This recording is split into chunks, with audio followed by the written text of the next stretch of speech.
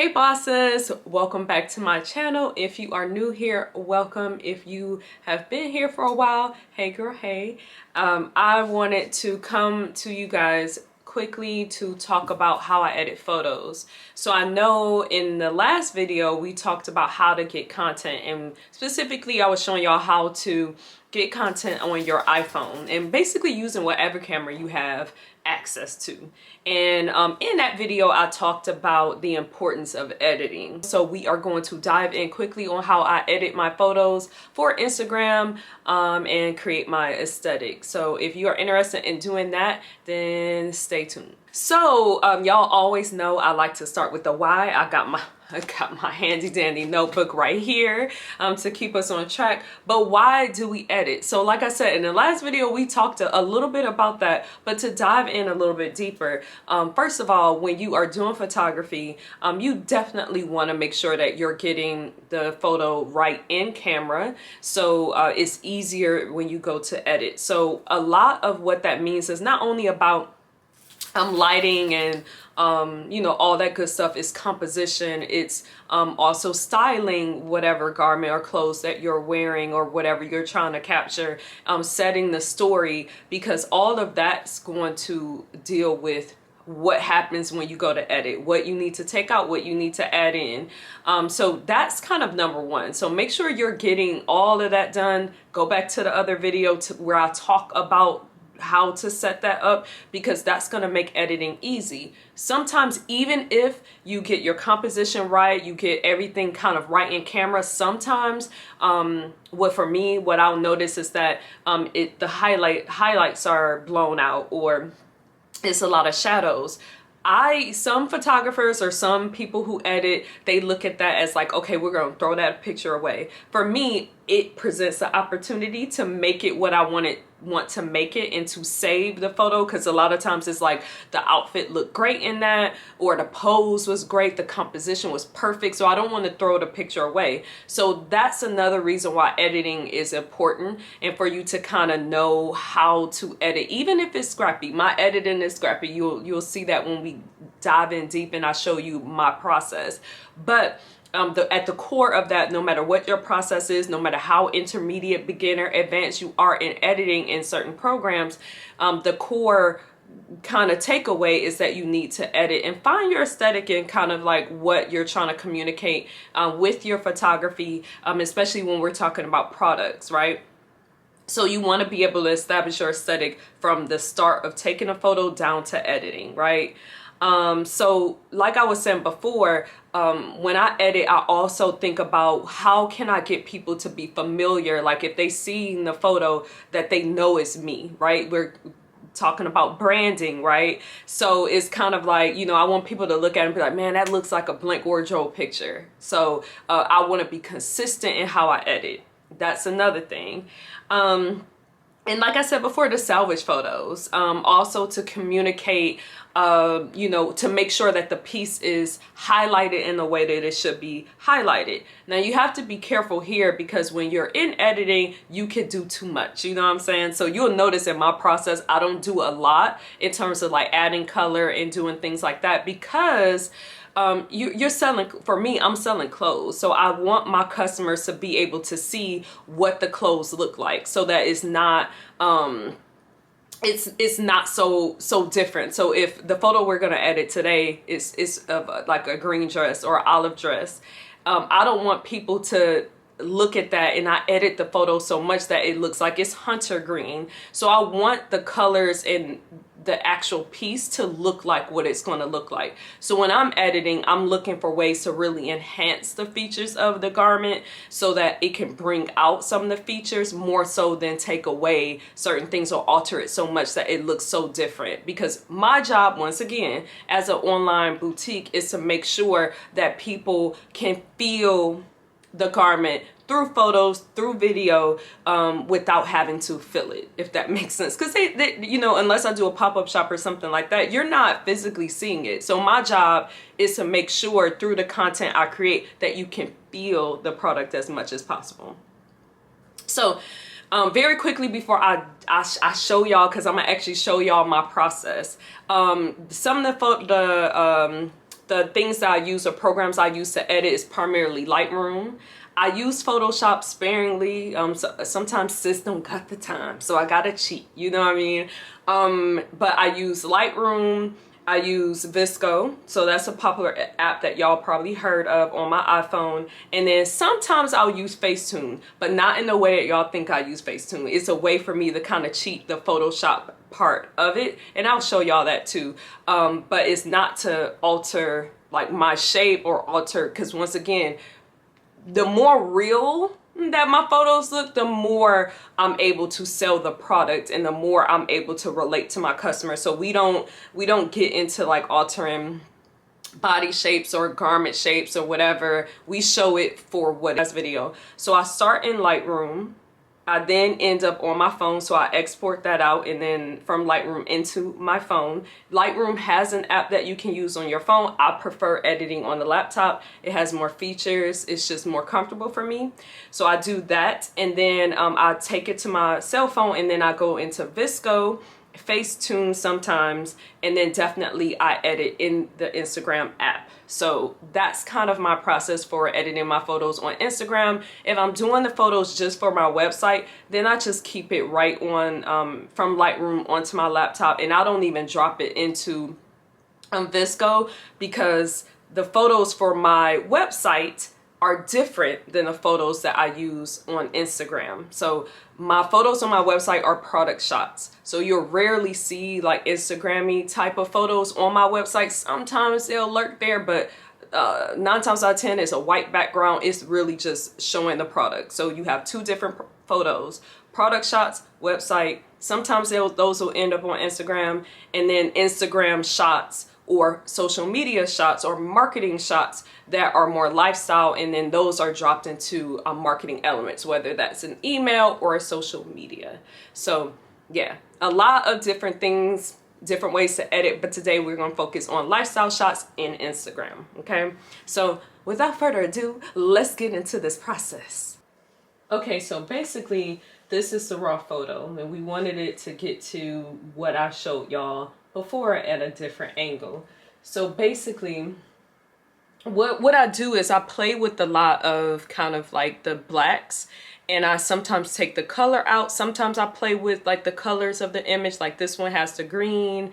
I also play with you know, the highlights and the brightness, exposure, all of those different things to really give a aesthetic that I like.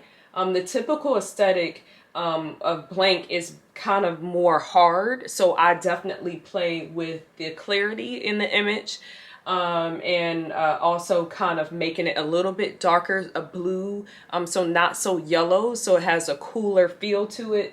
And then usually no matter what the photo looks like, it'll give off that kind of harder vibe. So basically in my head when I'm editing a photo, and to make it consistent with the aesthetic, I'm thinking hard, honestly confident, you know, sexy, powerful, and all of those things kind of create the aesthetic, and it goes into how I edit. So the first thing that we're going to do here is you'll notice that the exposure is a little bit off. So I kind of brighten it a little bit. And just by doing that, as you can see, it's, you know, brought some life into the photo. And then I usually, after I do the exposure, I go into the blacks, and especially here because I really want to bring out the skirt. So as you can see here, I'm going pretty dark on the blacks. And just with just doing the exposure in the blacks, it's really created a nice look already. So we're kind of working, we're cooking with gas with this. But part of that is because it was taken correctly in camera. So going back to what I said in the intro, you want to make sure that your photographer, or if you're taking your own photo, that you kind of got your composition, all that done ahead of time, and you get it right in camera, because editing is going to be a breeze when it's like that. So then I go into clarity, and like I said, I like my images to be hard, so I go pretty heavy on clarity. Now keep in mind, clarity will also make your image darker. So sometimes depending on the image, you have to go back and brighten it a little bit more or add some highlights to it. With this image, because the lighting was pretty good, and I also upped the exposure pretty high because I knew I was going to make it a little bit darker with the clarity. It really accounted for that. So I'm kind of where I want to be already. But if you notice that it gets darker, if you do decide to use my aesthetic, you know, it is going to drop and make it darker. So yeah, that's kind of, it comes with the territory using clarity. And so I like where we are here. Let's see what the highlights do. I'm gonna kind of drop the highlights a little bit here because it's giving very much so highlighted. If we were to bring it up, you see how that kind of, I'm starting to look fake, and I don't want to look fake.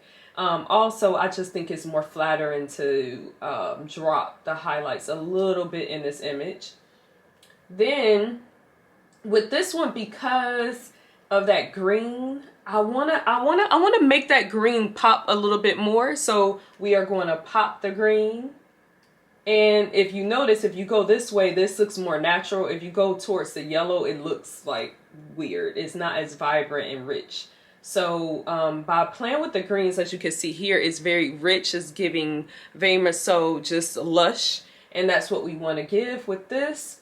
And that's kind of it with this photo. I think it looks pretty good. I'm going to show you side by side what it looks like with the before and after, and you can just kind of toggle here. And as you can see, the image that I showed y'all before is right here, and then the image after is right here. So now we're going to take this and save it or export it out, and then drop it to our phone so that we can kind of edit a little bit more in VSCO. I'll show you some presets that I use there, and then we'll be done and we'll drop this bad boy into Instagram. So sorry, my camera died right in the middle of me airdropping a photo, so we're gonna pick up where we left off. And so I'm screen recording the phone so that we can walk through it together, and so I'm gonna put it up here so we can do that. And so basically, once you airdrop it, after we do the Lightroom thing on your laptop or PC, we're gonna airdrop it into or onto your phone, or if you prefer to do iPad, I'm an iPhone girl, so I have it on my iPhone now. I'm gonna go into my photography section because I like to be organized, so I think right, and go into VSCO. And VSCO, once you get kind of like the subscription, I have a subscription. I can't remember for the life of me how much it is a month, but I think it's like very cheap, and it might be per year. I'm not 100% sure. I'll be sure to put some of those details in the description box if I remember. So future Venus, editing Venus, remember to put that in the description box.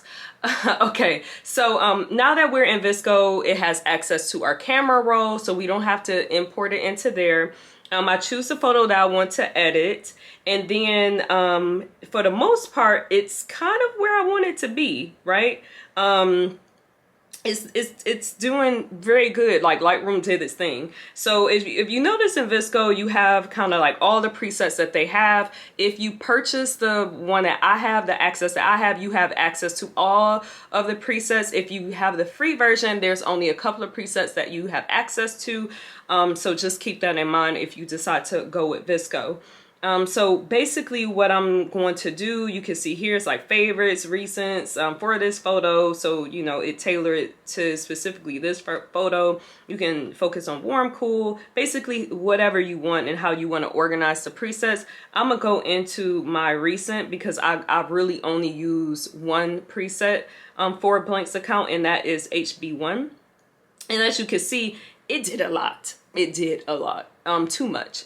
So I tap it again, and then I bring it down because I don't want to do too much. Like, we don't want to, remember, we're selling clothes, so we don't want to alter the color too much where the clothes don't even look like what they're supposed to look like, right? We just want to enhance, and really we want to bring an aesthetic to the photo to communicate the brand and the feeling that we want to portray in this lifestyle photo. So that's what we're trying to do. We're not trying to alter things, how it fits, how it looks on the body. We're not doing any of that. We just want to get the right aesthetic, okay? Keep that in mind while y'all are editing.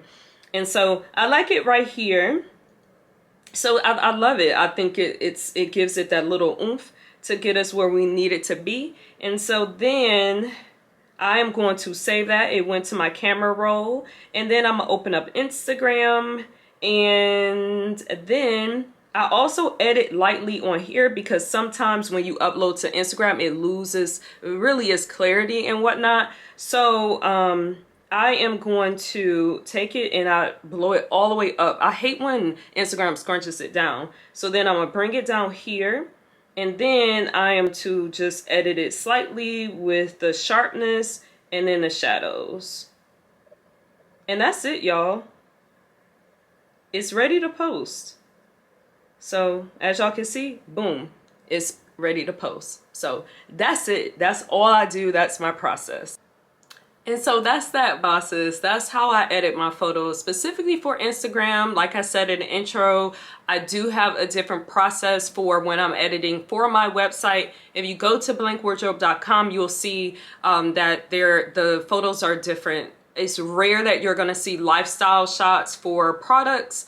Sometimes I get lazy, just like all of us, y'all. It just happens, okay? And I will drop some of the lifestyle images there to show off the product, but I don't like to do that. I like to do product shots and then lifestyle shots, because products shots that go on a website, it just focuses in on a product, so it doesn't have anything in the background. White background is what I prefer for blank.